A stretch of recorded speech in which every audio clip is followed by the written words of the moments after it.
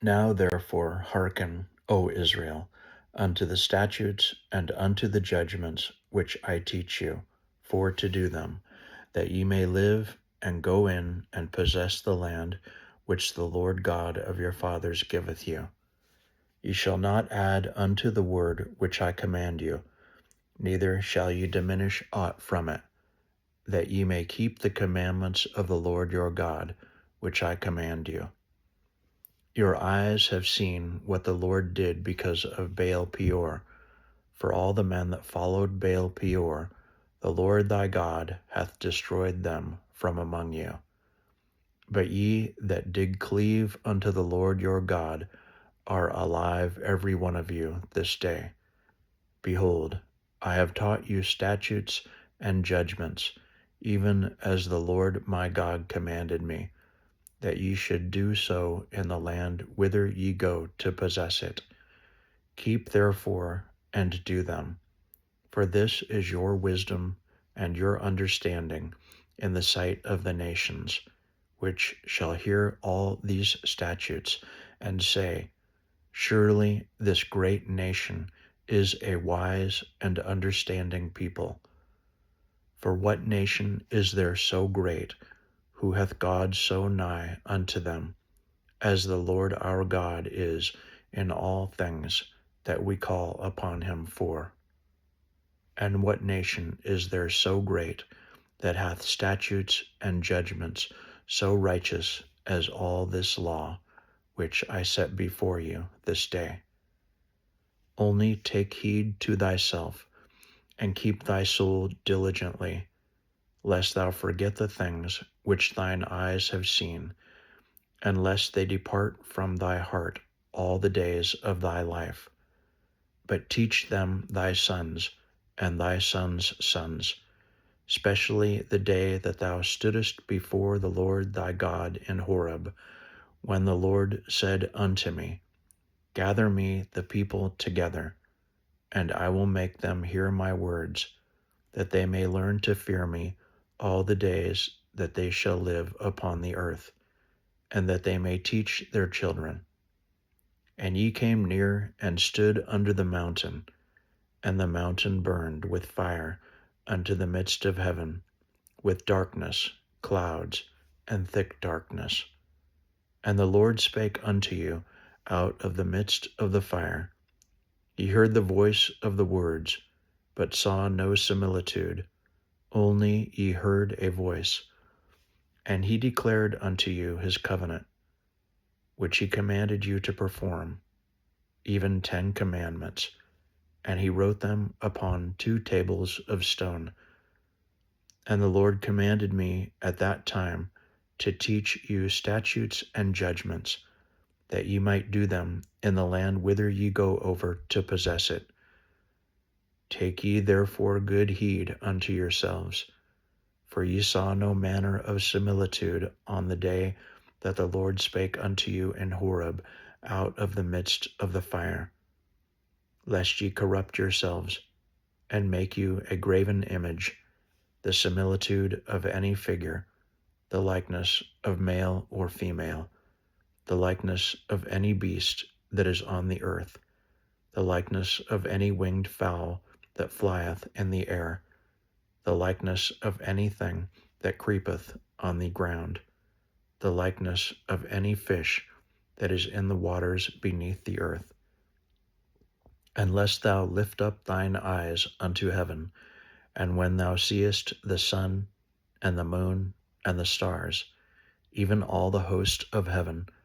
shouldest be driven to worship them and serve them, which the Lord thy God hath divided unto all nations under the whole heaven. But the Lord hath taken you, and brought you forth out of the iron furnace, even out of Egypt, to be unto him a people of inheritance, as ye are this day. Furthermore, the Lord was angry with me for your sakes, and sware that I should not go over Jordan, and that I should not go in unto that good land, which the Lord thy God giveth thee for an inheritance. But I must die in this land. I must not go over Jordan. but ye shall go over and possess that good land. Take heed unto yourselves, lest ye forget the covenant of the Lord your God, which he made with you, and make you a graven image, or the likeness of anything, which the Lord thy God hath forbidden thee. For the Lord thy God is a consuming fire, even a jealous God. When thou shalt beget children, and children's children, and ye shall have remained long in the land, and shall corrupt yourselves,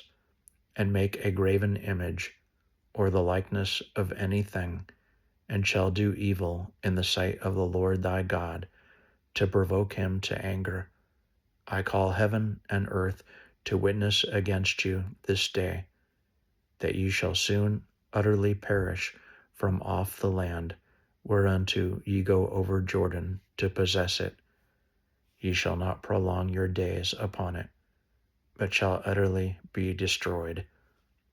And the Lord shall scatter you among the nations, and ye shall be left few in number among the heathen, whither the Lord shall lead you. And there ye shall serve gods, the work of men's hands, wood and stone, which neither see, nor hear, nor eat, nor smell. But if from thence thou shalt seek the Lord thy God, thou shalt find him, if thou seek him with all thy heart and with all thy soul. When thou art in tribulation, and all these things are come upon thee, even in the latter days, if thou turn to the Lord thy God, and shalt be obedient unto his voice,